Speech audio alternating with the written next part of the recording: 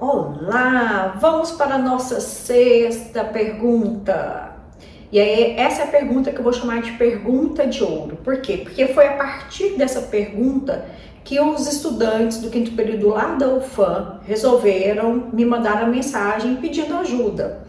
E aí a pergunta é: como nós, profissionais da odontologia, podemos fazer o diagnóstico clínico? Como que o paciente consegue reconhecer que tem? Bom, então vamos primeiro, como nós profissionais da odontologia podemos fazer o diagnóstico clínico? Ótima pergunta. Bom, para você que é estudante de odontologia, está começando a clínica agora, para você que é clínico geral, para você que é ortodontista, implantodontista, qualquer área da odontologia, a primeira coisa, o paciente, ele se queixa que tem halitose ou ele tá você que está sentindo a qualidade do hálito dele alterada? Bom, se ele se queixa que ele tem halitose, a primeira coisa que você precisa fazer é discorrer, perguntar sobre um monte de situações que acontecem na saúde física, ou seja, saúde sistêmica dele, na saúde bucal, qual que é a história de medicação, qual que é a história de saúde passada em relação à boca, ao sistema. O que ele usa hoje de produtos, como que é a higiene dele, né? Por exemplo, ele escova quantas vezes por dia? Ele escova 3 vezes, em cada escovação ele enxágua e escova de novo. Qual que é o creme dental preferido dele? O que ele tem de uso em casa para fazer essa higienização? Ele usa limpador de língua? Como que é a rotina dele? Né? A rotina realmente de alimentação, a rotina de hidratação, que é de água, como que é? E aí, a partir disso, a gente já tem esse prontuário aí pronto.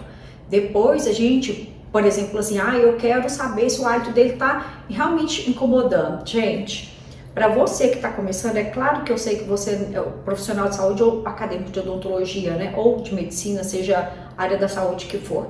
Se o paciente, ele tá te fazendo, tá te dando essa queixa aí, falar, olha, eu vim aqui, né, meu hálito tá comprometido, será que você pode me ajudar?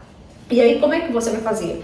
A gente faz um teste que se chama organoléptico. Organoléptico é sentir através do meu olfato como que está a qualidade do hálito daquele paciente. Então é muito simples. Você que não tem um aparelho, você vai fazer isso, mesmo que você tiver, nós profissionais fazemos, eu faço isso, né? Claro que não é constante hoje em dia, mas eu faço bastante também. Mas você vai fazer o seguinte: você vai ficar pertinho do seu paciente, vai pedir para ele ficar de boca fechada. Aí você vai pedir para ele soltar o ar pelas narinas. Então você faz isso aqui, ó, pede para o paciente fazer, ó, você tá bem pertinho dele. Fica uns 20 centímetros mais ou menos, se quiser pode até ficar um pouquinho mais. E aí você pede para ele. Quando ele tá de boca fechada e solta o ar pelo nariz, você sente que ele tem o hálito comprometido? Se ele tiver o hálito comprometido pelas narinas, pode ser que ele tenha halitose das vias aéreas superiores ou do sistema. Aí tá bom, ele fechou, né, parou de expirar o ar pela narina, você se afasta um pouquinho, né, deixa seu nariz dar uma calibrada, aí você pede para ele engolir totalmente a saliva, fala assim, olha, engole a saliva, por favor, 1 ou 2 vezes. E aí, você vai ficar bem pertinho dele. Agora você vai falar para ele, faz um biquinho, sopra para mim, como se estivesse soprando uma vela. Na verdade, eu nem uso esse termo, mas você fala assim, ó. Tá soltando pela boca, ele tá soltando pelo nariz. Esse ar aí tá comprometido ou não? Você tá sentindo naquele momento? Tá certo. Mas aí, então, a gente vai identificar. Então, se tá saindo pelo nariz e pela boca, a gente tem uma halitose sistêmica. Se tá saindo só pela boca, a gente tem uma halitose bucal. Se saiu só pelo nariz, quando você fez o exame, a gente tem uma halitose das vias aéreas superiores. Só que, gente, eu sei que é muito difícil. Isso aí é só para dar uma ajuda para vocês. Pra gente fazer a halitose, eu confesso para vocês que até hoje eu estudo. Vocês que são profissionais, vocês sabem disso. Não existe, eu formei e nunca mais vou estudar. Pelo contrário, aí é que a gente estuda mesmo. E graças a Deus, aí a gente vai só para as matérias, né? Para as áreas que a gente gosta. A gente não fica mais nas coisas que a gente não gosta, como a gente é obrigado na faculdade, na especialização. A gente vai para a área específica. Eu quero aquilo, eu vou estudar aquilo, eu vou me empenhar mais naquilo. Então a área da halitose é muito complexa. O diagnóstico, ele parece simples, mas não é tão simples. Você tem que estudar, entender muito do assunto, entender de paciente entender das queixas dele para você realmente fazer o diagnóstico. Até hoje tem situações que a gente apanha sim. Então a gente precisa de conhecer bem todas as situações que podem levar a esse desequilíbrio microbiano, normalmente, que fazem a litose. Mas a gente começa por aí, por esse exame organoléptico.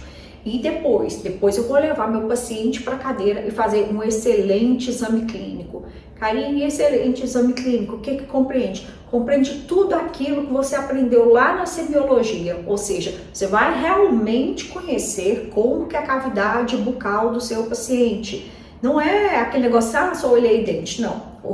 Na verdade, você precisa olhar todos os cantinhos dos dentes, todos os cantinhos do periodonto, a língua, conhecer das doenças bucais. Karine, mas olha, teve uma coisa nova que eu nunca tinha visto na língua. Nem sei o que é isso. Vai estudar sobre as papilas, vai estudar sobre a língua, vai estudar sobre biofilme, vai estudar, pega o Neville, vai lá ler o Neville, vai para outro livro de patologia, vá conhecer. A melhor coisa que você tem é quando você realmente sabe que você está entregando o diagnóstico preciso do seu paciente. A gente não pode ter preguiça. Às vezes, a gente conhece a situação, mas não sabe o tratamento para ela, não sabe qual exame pedir. E os livros orientam a gente, os artigos. Hoje a gente sabe que a gente pode ler diversos artigos dentro do Google, nos sites que são específicos para áreas científicas também. Então, a gente tem que buscar ajuda, trocar informação com outros profissionais que são da nossa área, para a gente ter diagnóstico e tratamentos realmente que vão fazer diferença na qualidade de vida e no bem-estar dos pacientes que procuram a gente para isso. Então, é só por isso que eles buscam a gente. E aí, então, essa é uma forma da gente reconhecer. O exame de saliva também, ele é de fundamental importância para o diagnóstico da litose. Mas, Karine, eu não sei fazer cialometria. Gente, aí não tem como ensinar a fazer cialometria aqui. Isso aí também demanda um estudo muito grande, mas você tem que estudar, tem que aprender como que se faz a cialometria, o que é glândula parótida, submandibular, sublingual, glândula salivar menor, que tipo de secreção que aquelas glândulas produzem, quem que atua, qual que é a parte do sistema nervoso que atua naquele tipo de glândula, quanto que está produzindo, quanto que a gente dorme, quanto que a gente produz de saliva, qual que é a qualidade daquela saliva, pH tal é não sei o que. A litose ela se faz em pH ácido. Porque eu já ouvi falar que a litose, para quem tem jogo, ele tem a litose. Então vamos supor, estou dando só um exemplo. Então a gente escuta muitas coisas dentro da odontologia que não condizem com o que a gente que realmente estuda, tá, faz. Então por isso, a gente tem que aperfeiçoar. Se você quer realmente entrar para essa área, ajudar seu paciente, você tem que dedicar muito tempo, não só sobre a litose, mas sobre as glândulas salivares também. Quem, na verdade, controla a nossa saúde bucal é aquele líquido precioso chamado saliva, tá certo? Então é por aí que a gente começa o diagnóstico clínico. Agora, como que o paciente consegue reconhecer que tem? Na verdade, como eu disse no vídeo 1, 2, 3, 4, 5 e agora no sexto vídeo que a gente está fazendo, ele perguntando na casa dele. Então, ele vai perguntar na casa dele. E outra coisa que eu vou falar para vocês é o seguinte, essa que eu falei para vocês, como é que a gente faz para a gente reconhecer se o paciente tem ou não tem a litose, né?